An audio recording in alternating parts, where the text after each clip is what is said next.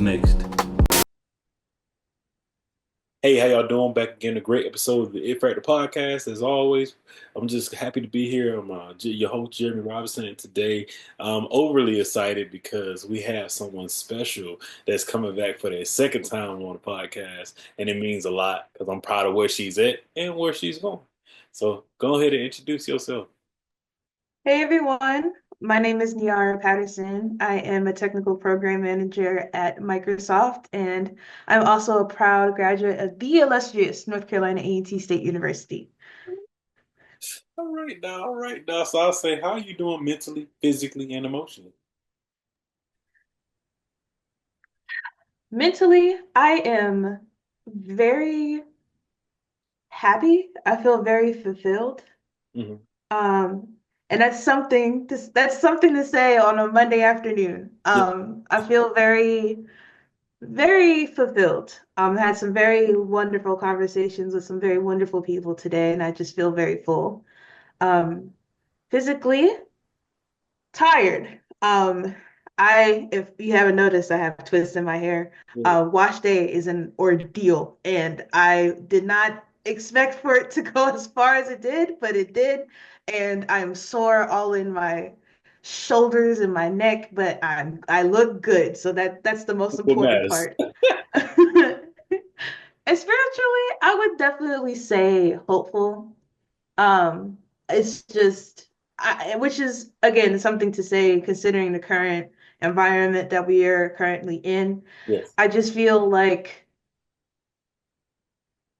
there's going to be an end to the negativity to some degree. There's going to be some progress towards the right direction, and I'm just doing my best to just lean into that energy moving forward. I love that. I love that. And I love what you have been posting over there. What I think a year and a half since we have talked, I guess, during the episode. But Mm. being you, I'll be like, I'm proud of her because you've been out stuff. I'll be listening, like, she know what she talking about. Say that. And I'll be happy. I'm happy to see that you out there being the person you are, but also just seeing the good things that you do as well. That's the thing that matters, you know. Thank you. Thank So you. in that, how was your transition? We never, I learned it. I understood when I wrote this question out. I was just like, nobody ever talks about that transition from going from undergrad to going to another college and going to grad school. How was that transition for you? You know, I'm going to HBC to grad school. It was like a really big, significant thought process. When I was at A&T, the people in my department, if I could put them on blast, there's a professor called or named Professor Effort, Mhm. and every chance that he got was if you were a junior or a senior, he was coming into your class. And he's like, you're going to grad school. There's no discussion. You're going to grad school. uh, And personally, I didn't have that problem of going to grad school. What I did know at the time was that grad school was a significant investment and it's also like fiscally and also mentally. mhm. And I knew that like you're going to be in this place for a very long time. Yes. Um, I also like as a junior or senior in college, I was very burnt out, to be completely honest with you. I was a computer science student. Um, in the engineering department, and it was also COVID. So a lot of things got flipped upside down. So it was a lot of things that previous classes didn't have to deal with, but we did have to deal with. Mhm. So just coming into like an awareness of like, okay, I do want to do grad school. There's a lot of preparation that needs to be in place for you to go into grad school. And it's also like a possibility or a risk that I may have to take a step back. Mhm. So like I knew for a fact that I didn't want to be a PhD student right out of undergraduate grad. Right. I'm Like the people sorry. that did it, God bless them. You got this. But that wasn't me. I did not have that spirit in me. Mhm. But like I knew that I didn't want to be a PhD student at least. But at the same time, it was like, okay, master's. So what does that look like? Am I going to be getting a master's in computer science? Am I going to get a master's in, or am I going to get an MBA? Does that mean that I'm just going to get a bunch of certificates and then go into like this? And what I came to peace with was like your undergraduate is like your generalization, if you will. And then your master's degree should be more specific to like the area that you're trying to build your career in. Yeah. So for that, if you know anything about computer science is very massive in terms of like a academic area. Mhm. But if you break it down, you have cybersecurity, you have software engineering, you have UX design, human computer interaction, you have computer engineering. There's a lot of different sub areas in computer science. Um, so I guess like that's how I broke it down. Like once I said, okay, I have an understanding of computer science concepts. Like what is it that I really want to specialize in? Mhm. Um, I picked something that I really wanted to do.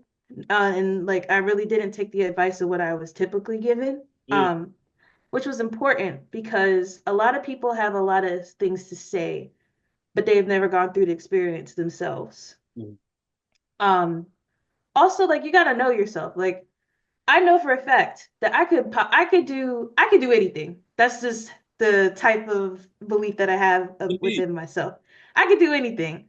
I could get an MBA and graduate at the top of the class. I just know that when it gets hard, like when it gets hard in graduate school, and the only thing that is between me and my degree is one class. I know for a fact that if I'm in a class that I'm actually interested in versus accounting or statistics, that is going to be the worst Mhm. week, I mean, the worst semester of my life. Because it's just like, I, no, like you have to, like, it's like I said before, it's a fiscal responsibility, it's a time responsibility, and this is supposed to be something that's benefiting your career, not Mhm. everybody else's perception of who you're supposed to be. So even now, when I tell people that I'm getting my master's in human-centered design and AI, Mhm. it always makes them go like, well, what made you think to pick that? Like they're almost like always like, oh, I'm getting an MBA or oh, I'm getting this. Mhm. This is the path that I chose for myself, and I feel so good about it. I feel so excited about it, and I'm really, really like revved up about it. And I just it to answer your question about or going back to the point where I said it was a 2 year decision, Mhm. I was really like sitting on that decision. Like, should I do this? Like, is this really like do people even care about this type of stuff? Do I like does it make sense for me to do this right now? I'm already at a big tech company. I'm already doing this, I'm already doing that. But just taking that leap, trusting myself, and then like having a ball in class, Yeah. that just like sealed the deal for me. So I yeah. love that, and I'm proud of you for that because you are right. A lot of times we do get to the point to where me being a computer scientist, computer engineer, the crazy thing was when people start telling me, "Yeah, you should go do this," or "Why are you trying to go get a degree in adult education? You trying to go get your master's in that? What you gonna do with that?" And now I Mhm. work in higher ed as a data analyst. I'm a data manager, but I also gonna be working with students soon. I'm gonna be a professor, so those two things worked out, right? So you have to Mhm. do what you want to do because I cared about that more than going to go get an MBA. I was in the Mhm. top. I was in LSU's MBA program, was Period. passing, and I failed the class, and I was like, I don't want to do this again. I don't want to like go through failing. Like an undergrad is different. It's like I failed, we can work through that because I like computer science. I Mhm. didn't want no MBA. I was just listening to what people told me. And then Mhm. I made that transition and I felt so good. So I tell you, you're doing the right thing. It's all gonna pay off. I can tell you, hey, I've been through it and it's crazy because I guess it's crazy because people haven't done it. And people are telling you, like you were saying, oh, you can't do it, or what do you think? Why would you do that? And once they see you at the end, they're like, she really did it. Because it's like, listen, like, I think people see graduation and having the physical diploma as like you being successful. What Yeah. I'm trying to tell people is like, there's going to be a time, Mhm. especially if you decide to do it full time. I don't know why I decided I'm doing it full time. That's what's happening. Mhm. But there's going to be a point in time where you got off of work, it was Yes. a hard work day. Uh-huh. You have an exam that's the later in the week.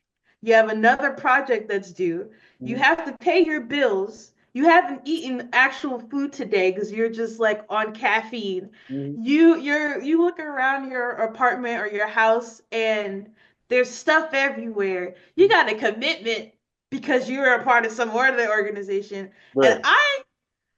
I don't have a family to worry about. I don't have kids to worry about. So, like, it's just like you have to, like, the degree is nice, the title is nice, but like, be really real with yourself for a second. Like, really think about all the things that you have going on and understand that you're basically like putting an additional 20, 30, 40 hours on top of the stuff that you're already doing. And just be real with that. You're right. Like, You definitely make that decision with your whole chest. yes. Please do. That leads to my next question. How do you I don't like the word balance anymore now that I'm a podcaster and a husband. How do you, Mhm.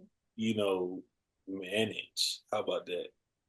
Being a worker at Microsoft, being in a top grad school, and also just the outside things. You are a part of so many great organizations and different things, and you got a life. So, like, how do you balance it all? Or how about we say no balance? How do you manage it all? So I had to be real with myself, right? I'm an engineer Hmm. by my mindset, and I'm also a program manager. So processes are very important to me. Being able to understand A, B, and C and knowing how to pivot is very important to me. Um, I also had to be real with myself again whenever I first started this process of going to grad school because I never did grad school before. To Hmm. approach grad school the same way that you approach college is a disservice Yes. because, like, when you were in college, you didn't have a job. I mean, you probably did have a job. I don't know your life, but like you're in college to get a degree, Yeah. right? And you had like the ability to disengage from classes and go on a yard and go talk to your friends and go talk to your professors and all that good stuff. But when you're in grad school, it's like a completely different experience, especially when you're working full time. Yes. Um, and like you said, I am a member of the uh uh, I am a proud member of Delta Sigma Theta Sorority Incorporated. So if you know anything about our sorority, it's sisterhood, scholarship, service, and social action. So I've been, I've been working as well.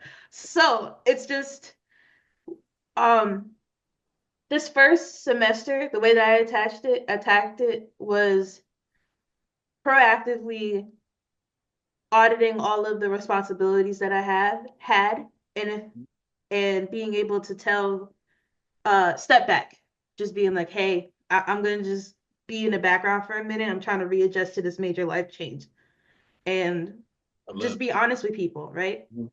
Secondly, I had to figure out ways to be more intentional with the way that I was spending my time.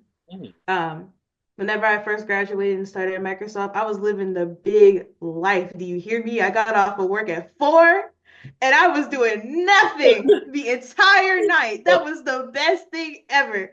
But now it's like you got class. Now Mhm. you got to talk to with your project members. Now it's oh, I need to pull you in for this. You know, like being able to be more intentional with your time. I had to get really strict on like going to sleep and waking up on time. I had to make sure that I'm feeding myself Mhm.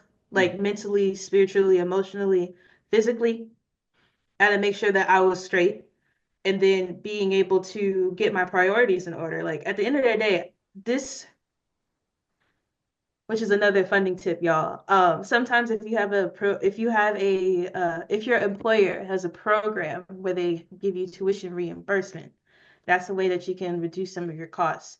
But because I'm getting my tuition reimbursement through my job, like I gotta have the job at the end of the day, Yeah. right? So like that's the order of priorities that I had to have. Hmm. Um, and I'm just trying to stay away from like giving you guys like more materialistic things. Like I have a planner, but like I'm not here to say like you need to have a planner to have your life together. It's just more so like being able to just be very in tune with who you are as a person and being able to pivot when necessary.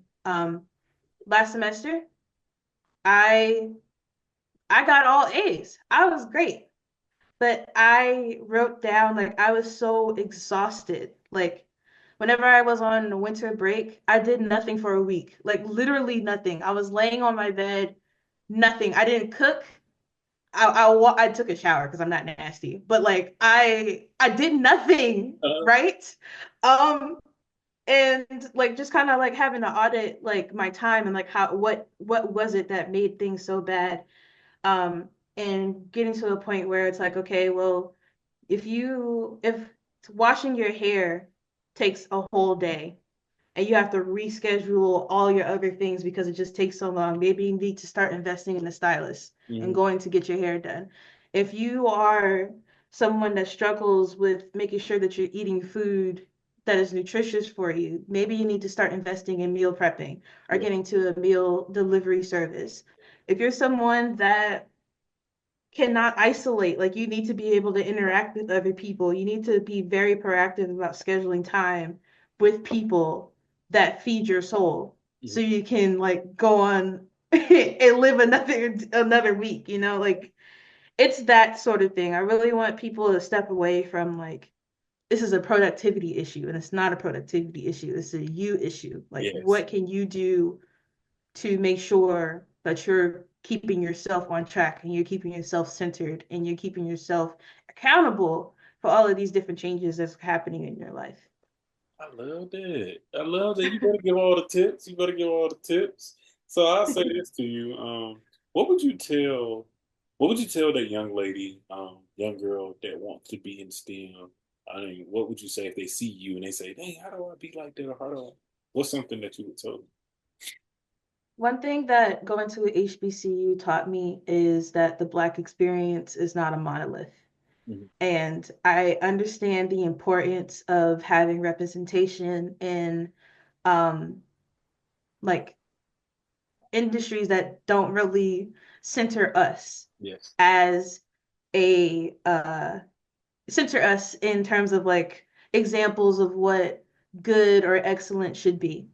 But at the same time, I think what can make us slip up is that we start putting those uh stereotypes on a pedestal and that can make other people feel any sort of way about like how they are showing up in the world. Mhm. And it's not like a bad thing if that example is a good thing, but like who's defining what's good and who's defining what's right. I one of the things that I did when I was on campus was that I really made sure that I was trying to reach out to as many different types of students as much as possible. Mhm. As the president of my university's Association for Computing Machinery chapter, Okay. I was talking to the nursing students, I was talking to psychology students, Mhm. whenever it was like the org fair, I was talking to as many different people. I was talking to the Greek life members. I was talking to educators because I wanted to, the point that I was trying to make was that it doesn't matter where you start. It doesn't matter what your experience is. Mhm. Tech is one of those things that permeates every part of your life. It's like money. Mhm. You will never get away from money. Currency, in some regard, is always going to be a part of your life. Yes. And just because you have the people that are actually building the products that are making the products that people need to use, the end of it is the end stakeholder is still people. We need to understand who we are building for. Why are we building for it? Are we actually solving the problem that they need to solve? Mhm. So to bring it back, I would tell them that you do not need to fit this cookie cutter example of what it means to be Black in STEM. Mhm. Like you can you can really the cool thing about being Black is that we get to carve out and define what it is that makes us special in this space, Indeed. right? Like that's one of my favorite things about being who I am. Like I am like if I had to define my story, I am a computer scientist. Hmm. I had software engineering experience. All of my software engineering experience is in lower level programming. Hmm. And um, the line of work that I'm in is very cybersecurity focused, very technical, very like inner working sort of things. But I love people. I love learning about why people are the way they are, and I love understanding like the impact of all the tools that are being put in the world for people to explore and toy with. That is my bread and butter. Yeah. I'm an artist. I love being able to see how art influences other people. Mhm. But just because my past says that I'm supposed to be more technical and I need to be taking myself more seriously as a technical professional. Nah. I could freak this how I want to, and that's Yeah. the best thing ever. And I would tell people that. I would tell the young girls that like you can make this experience whatever it is that you want to be. I would say if you want to find mentors, you need to find people that exhibit the traits that you want, but they're not the entire picture. Yeah. You definitely right about that. Yeah, okay, now you better drop all the knowledge out here. You better You know, this question though, when you asked me to talk about the pipeline, I was like, what pipeline? Because with Mm, corporate America to HBCUs to corporate America, um, like let's talk about the lack thereof, especially now in the times that they are, but also how you feel about it. Because I was a product of my background. I got to work at NASA. That was my first full time, well, first job, right? mm-hmm, And it wasn't full time, but it was an internship, and it's the most money I've seen, like coming from a small town in Georgia, in Fort mm-hmm. Valley, Georgia. So then going to a General Electric, then going to AT&T, and then going to General Motors. So going to General Motors, working there full time. I'll say cool. It was cool, but I seen my counterparts that went to Clark Atlanta University. Some of them were able to get internships, and some weren't because of having a lower level of understanding of what the work that we were doing, but also like people coming on campus and like, yeah, we're gonna help you come do this. And then when it came time to hire, nothing. So when you asked about it, I thought about my own things, being it just from 2019 and to 2014 to 2019 on to now, and I'm just like, ain't much changed. So I want to ask how you feel about it. I want to hit this question in three different ways. Okay. I want to hit it in like being an active student, and I want to hit it as being a part of the community, like the alumni community. Um, I went to school between 2018 and 2022. Yes. So if you just to put it in context, in 28, the late 20 teens, a lot of where the tech industry was now is that it was very startup heavy, specifically around applications and websites. Like everybody was building an app. Yes. Every week somebody was coming out with the app. Yeah.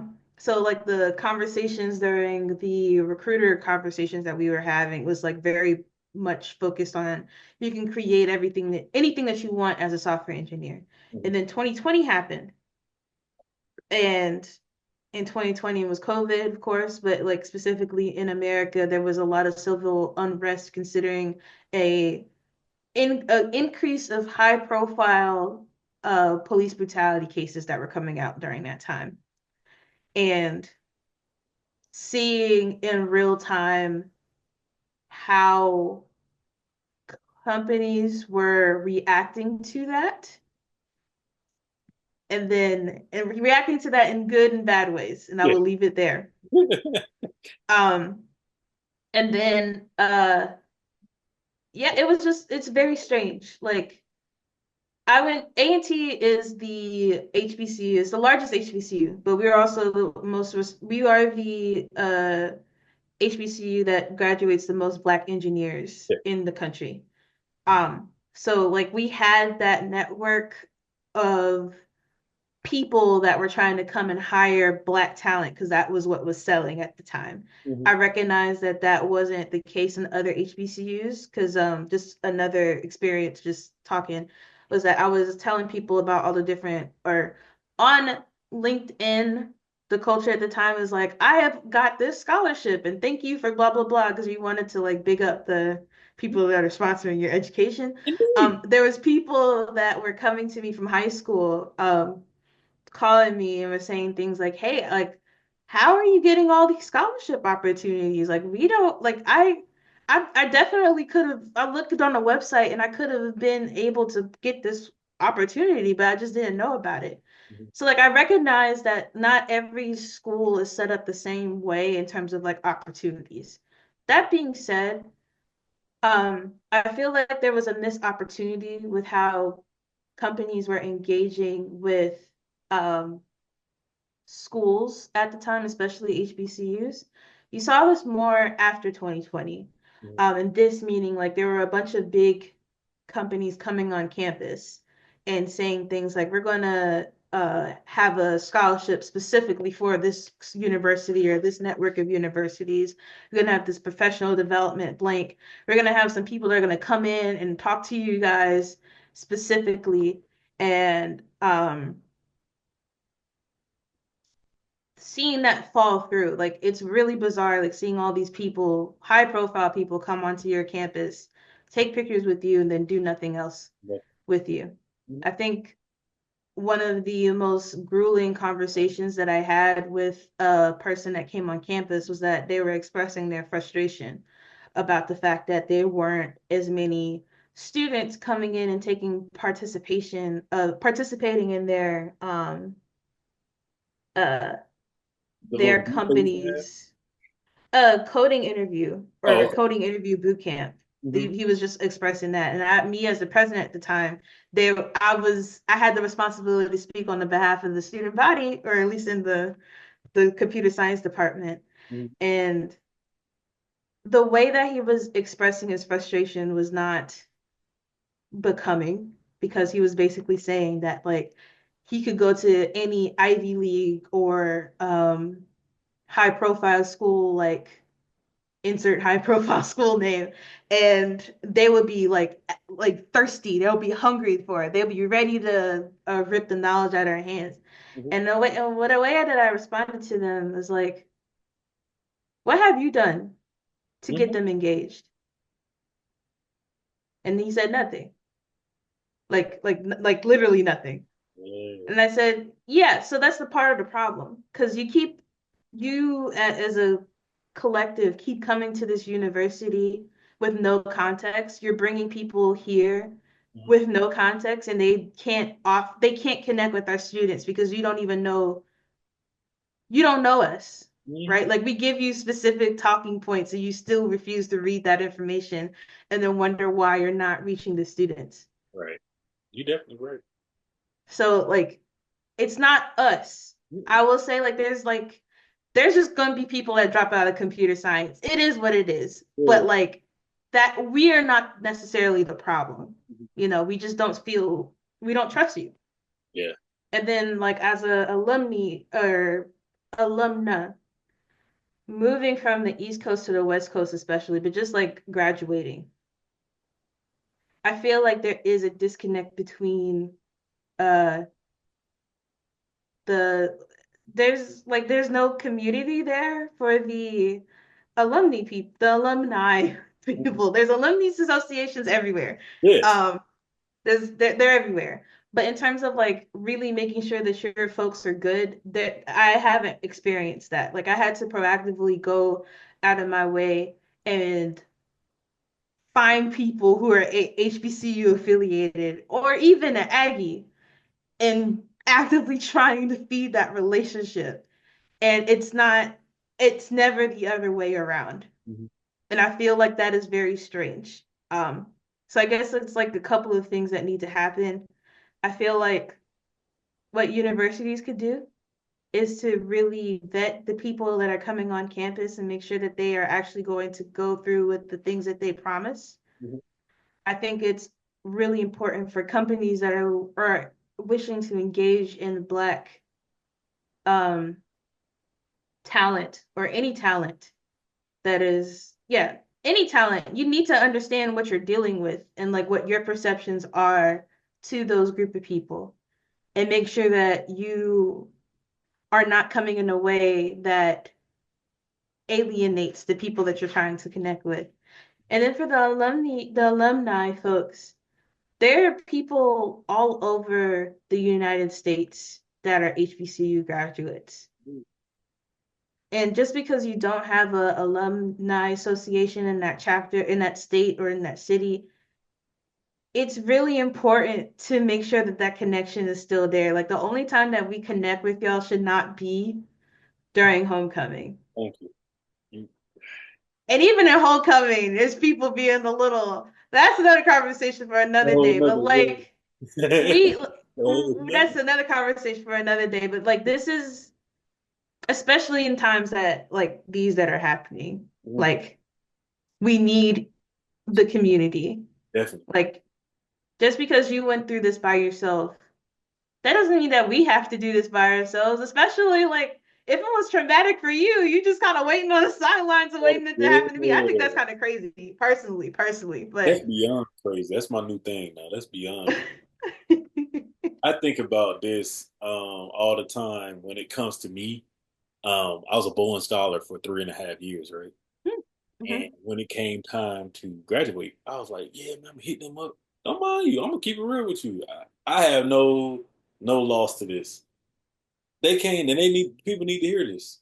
They came to the school with black people that worked at Bowen, and I'm like, oh, they went to AUC, man. We about to get jobs. And they said those same things. Dang, why people ain't showing up? We give y'all scholarships. We do this. Like if I went to Georgia Tech, they'll do this and this. And I'm like you. I was like, and like that's the reason why people are not showing up because y'all not genuine. Because when I graduate, I'm not getting a job from y'all. This money is good. Don't get me wrong. I'm thankful for the scholarship, but and that's what happened. Like once I graduated, I applied for 3 jobs. I picked them people on my resume. I'm talking about people that supposed to be managers. They all of these things. The name is cool, but when it came down to push come to shove, I ain't getting no job. And I had Right. the experience. But just because it's like, oh, and I had a scholarship from y'all, I'm not good enough. And I never understood. I started to realize it's not that I'm not good enough. It's not that y'all don't want me, man. Y'all wanted to use us as a cap out. So definitely, I would I say want to also add, like, I feel like goes back to what I've been saying about transactional versus intentional. yes. Like, I feel like a lot of like corporations, I guess, are just fundamentally transactional because that's how they make money. Right. But like when you are not in an HBCU context, transactional works. When you're an HBCU student, they teach you how to build intentional relationships to get you where you need to be. They teach you about the importance of community to make sure that you stay on track and where you need to be. Those are skills that are few and far between. So then you go into you as a entity that's transactional, trying to do business with a uh, um, university or a group of students that are trying to be intentional. That's where the disconnect comes from. Gotcha.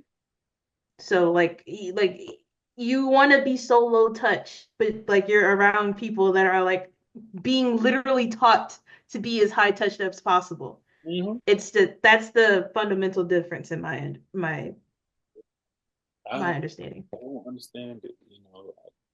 I try to, but now I'm thankful that I did a speaking engagement at Morehouse last week, or the week before last, and then I went to a college, like one of our AI like conferences, and all I kept Mhm. hearing was like, you gotta help the students first, this so and so, and I was glad to hear that, but I was like, what are we doing? I was like, nah, I'm in higher ed. I don't work in corporate. All right, cool. Let me see what I can do as a professional. Yes, I'm gonna go speak to them.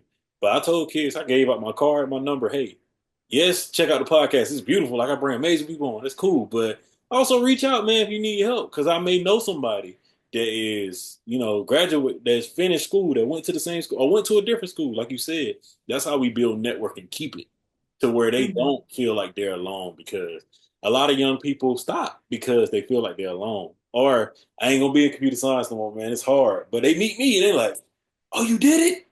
Okay." And that's what I needed. So I make sure I try to. And I know I'm not enough, but shoot, the people I know enough, so that's why I'm gonna always do You it. you Definitely. are enough. I Mhm. think you saying what you just said about like the kids saying that they're going to drop out of computer science because it's hard.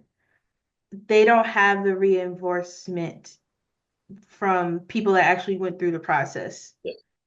and they're like doing the things that they only think about in their head. Mhm. There's no pipeline there built. You are enough. You are a very important part of making Hey, sure that that is being built. Because it really breaks my heart when I hear people say that computer science is hard. It is hard. I ain't it gonna is. cap. It's hard. It is hard. But like just the level of like I'm being so for real. It's hard. I Yeah, ain't gonna hold you. yeah. But like the fact that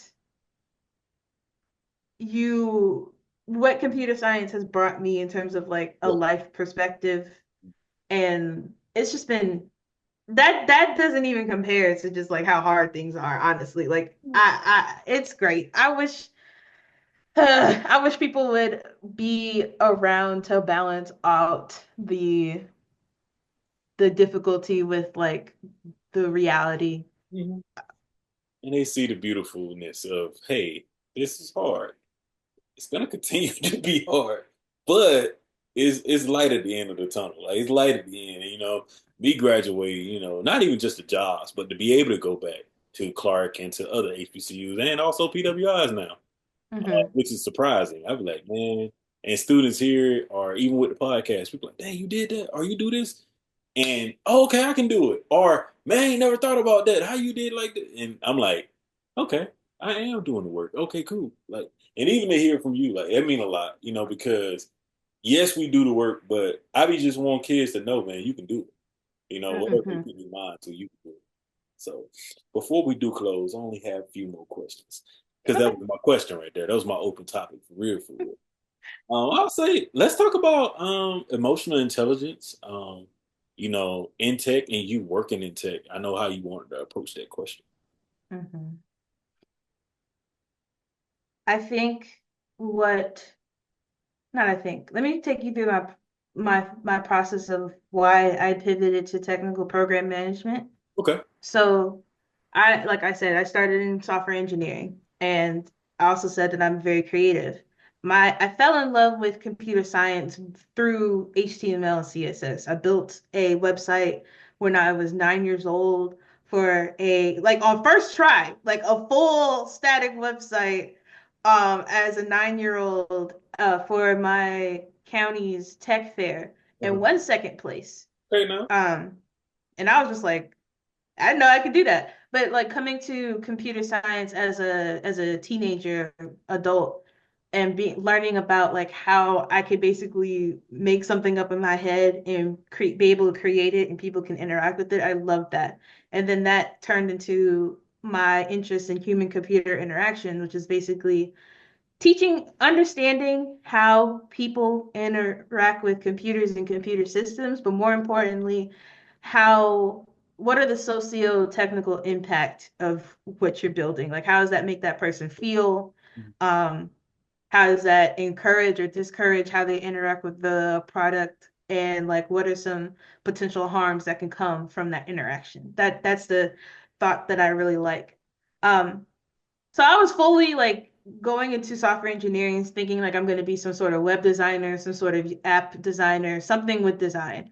Yeah. And time and again, I ended up being in the back end uh, uh, role, which isn't bad, Like I ended up being an intern at Cisco and at Apple, and I was able to do some pretty cool things just working on the back end. But in terms of like especially like during COVID, Mhm. it was a very solitary uh role to be in. Again, coming from like software engineering, like at school, they were telling us you got to engage in peer programming or pair programming they called it back then, which is basically you look at this code and you bring somebody else in and y'all look at it together and make sure that the syntax is right. You making sure that there's no inefficiencies in the code, there's no bugs, those sort of things. Because it's supposed to help teacher co-collaboration skills, and then also like teamwork skills. Yeah. But going from that sort of environment of creative,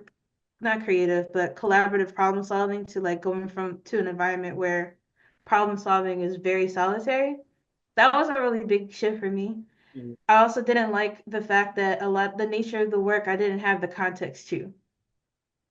So it just felt like I was just being told to do this, and I didn't have any idea about the urgency of it or like why, how it was going to impact the rest of the projects that my team was working on. It was just like, here, you need to code this.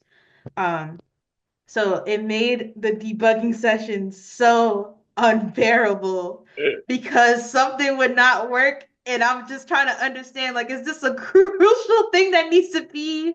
Is Mhm. there any way that I can Mhm. think outside the box to solve this problem? But like, I didn't have that context, and it is what it is, right?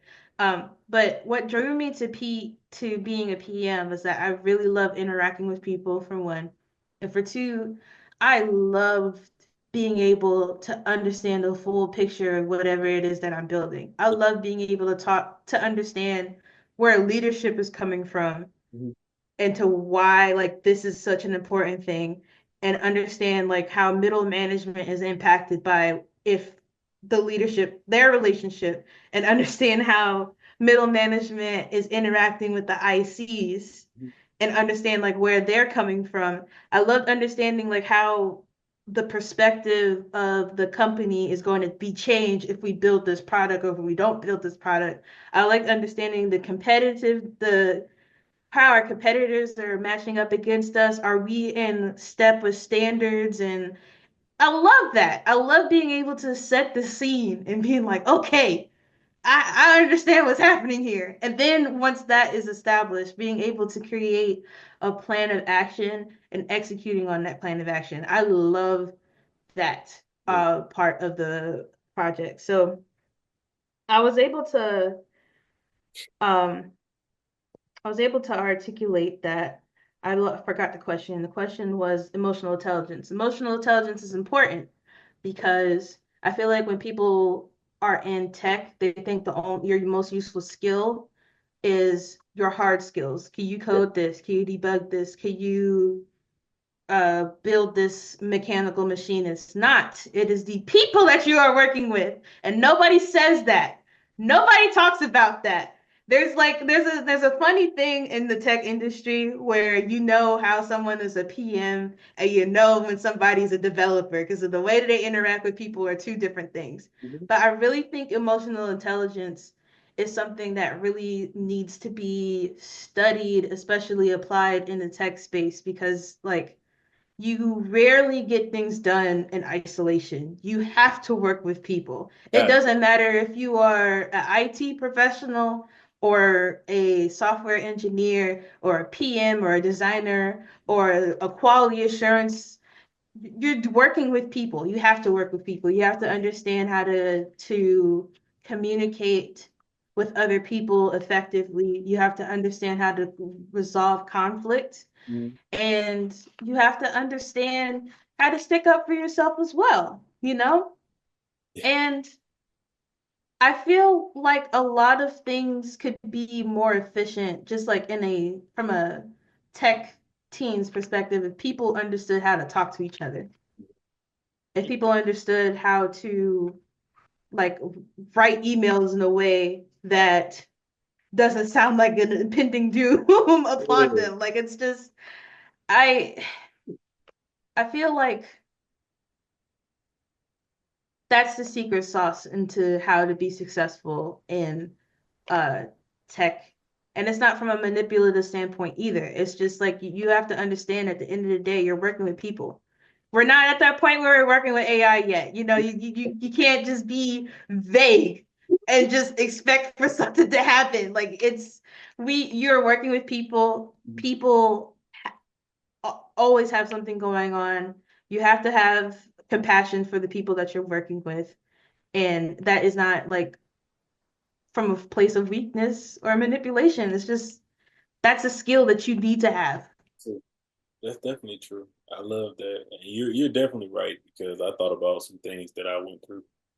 when I first got my full time job in corporate. Man, you'll be sitting there, stuff get dropped on you, and you'll ask for help, or like people will like see that email, and you be like, "Yeah, you need this done by son." So I'm like, "Just got this last week." I didn't even know that this was this important, or I didn't know like, and I was thankful for people that would pull me to the side and like build a relationship with me and be like, "Man, that's what makes a team. I know what's Hmm. going on with you. You know what's going on with me."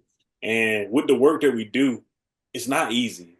It's not. It's not. Sometimes this stuff is not even simple. So like sometimes you need people to pull you to the side. So I was thankful for my first team and my managers that helped me throughout what those 4 years of working at General Motors because it helped transition me to a good developer. But by the time I was done with all that, I started working in the cloud. And what I never forget is, one of my coworkers was like, "You'll be a great PM because you know how to run the team, you know how to do this." I said, "Look, if I don't set projects up like I want, I'll see how I can get off of them. Because how am I gonna complete this task if I don't know what it's beginning with? But also, how am I gonna be asset to the company if every time it's an issue, I'm the issue, and I didn't even know it? So that Right. you're definitely right. Nobody teaches that. The other, yeah, that's very important, right? And the other part is that there's team dynamics that people don't really talk about. I'm gonna let Yeah. my camera do what it needs to do. Like Uh-huh. there's PMs and then there's devs and then there's designers, there's the leadership team, but nobody talks about the people that actually know what's going on, the subject matter experts. Right. You know, you need to leverage them. Yes, indeed. And how do you leverage them? Through relationships. Hmm. Because 9 times out of 10, they've been in that role for years Hmm. and they don't get pulled into some crucial conversations. They might be feeling bitter. It is what it is, right? But like you as a new person being able to bring someone with the experience in and being able to bring them into the team and make them feel validated and make them be able to contribute in a meaningful way. It's like that you can't like try to simulate that, right? Like this is what they mean when they say networking and relationships. It's not for to get a job. It's not. It's for you to make your life easier for one, but also to be able to learn things the way that you need to. It's to help you learn more about your team and being able to achieve things in a way that all of your team members can eat, you know? You're right about that. You're right about that. And I only have one more question. What Mm, is your factor now? Why do you do what you do? my it factor. What do I do? It's a really complex answer. Okay. I think about like partially it's because I just want to. I just want to see like how far I can go, to Uh-huh. be honest. And the other part is just feeling like I'm standing on the shoulder of giants, as my dad would say. We are a family that knows about our grandparents and our great grandparents and our great great grandparents. And though the technology wasn't there, I know that I stand on the shoulders of entrepreneurs, of farmers, of trailblazers, of business owners, of matriarchs, of patriarchs. I have very big shoes to fill. Um, and every day that I'm able to do the work that I'm doing is just like a testimony of the hard work that my ancestors and my family have put in to get me to this place.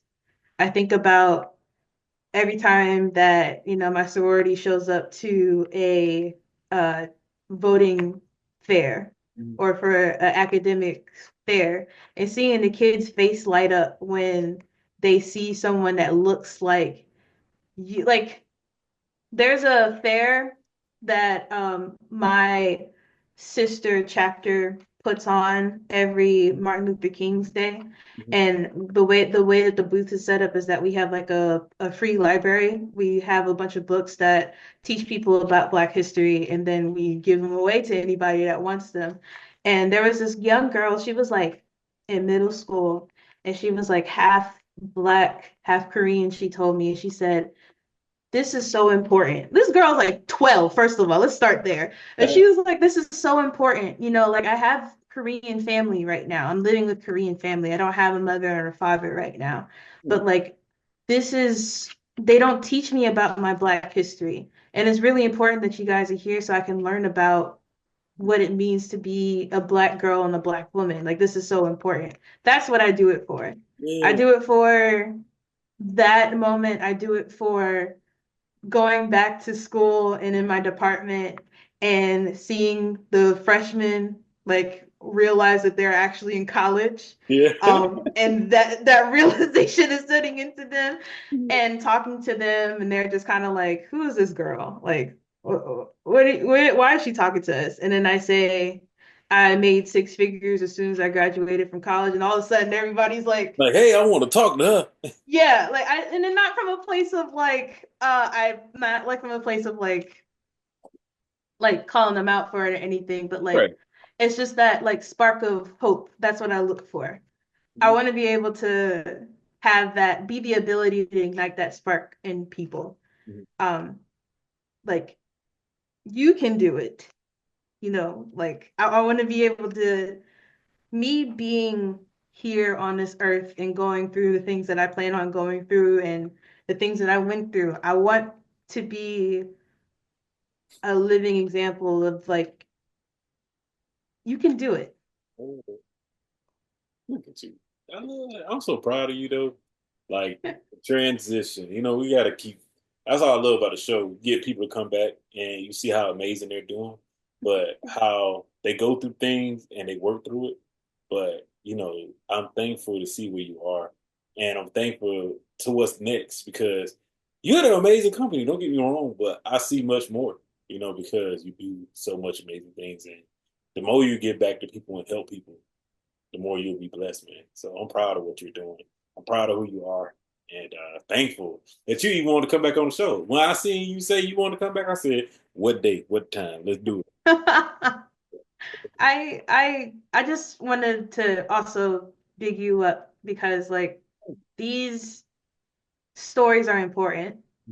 It's not even just like bringing people onto the platform and talking to people about their experiences. It's just like being having a living record of all of these successful people that are in our communities, and people can like literally just scroll and pick what lesson they want to listen to today. Like that is such an important thing. Like it's so important. Like even to the fact that like I've been really sitting on like having my own podcast one day, and I just be like, I don't know what to talk about. But like, whenever I first met you and learning more about your story about the if factor, I was just like, wow. Like you really did inspire me to like really set some of my own creative projects in motion. So I just thank you for even inviting me back, is what I Indeed, want to say. indeed, man, it means a lot. I think that that's what we're here for to inspire people, and I think that you even saying that it make me happy. I'm gonna cry in the car when the episode. But like, literally, that's why I do it because that's what it needs to be. I think that going to college, I always wondered why it wasn't a record of people just talking about not even just successes, but dang, I failed at this and this. And I was like, kids could see that and be like, they did that? Okay, I can do. And that's the thing I think the world need more of, especially in the time that we live in now. And Mhm. I get that, I would say that people are, yeah, they famous or this so and so. But when it comes to people like, you interviewed this person, you did this, and you interviewed her too, yeah, that's how you're supposed to do it. This is how it's supposed Yeah. to be, and I think I'm thankful that you feel that way. So I can't wait to see your next project. Then I can be like, yes, she did. I'm gonna put you guys on. So I have a Substack, and I'm saying Okay. it in a way like this is because I am working on being a bit more forthcoming about the stuff that I'm working on. Okay. But I have a Substack. The reason why I have a Substack is I wanted to talk more about some of the things that I'm thinking about in terms of like community engagement, but also technology from a human perspective. Mhm. So I'll give the link to the host after this, but it's basically I think my not my think, but my top two or three projects that I have is that I have a podcast called Dear Self. I wrote letters to myself in college whenever the got tough. And it was basically addressing my future self and trying to spin some of the things that I was going through in a more positive light. It's a limited series, so check that out. I also had a piece that was talking about Black people need to have more compassion for the revolution in the revolution for the people that it's trying to serve. And that's talking about um, in recent news about the boycotts that are happening within the Black community and that relationship with food poverty. Yeah. And then lastly is this article that I wrote about ghost blogs, which is um, basically a term that I came up with, and it's supposed to describe any and all websites that are AI generated. Mhm. Um, and how much of a danger that can be and how to protect yourself because you don't know if that information is verified or not. So just be more aware about what's going on the internet. So yeah, I'm writing stuff. Okay. Let me Look, I gotta follow you on Substack, man, because I'm on there now too. We got the podcast. So know what you think. I know I'll be putting stuff out there and seeing if it latches on to people, but yeah, yeah. I'll let you know. Look, I'm gonna come in back, and I'm gonna be like, hey, I like this. I got you. I got you. But thank you so much for giving me some of your time. And reach out, man. You ever need anything you want to talk? I'm here. Yes, of course. Thank you so much for having me on the show. No problem. I'll talk to you soon. See you later.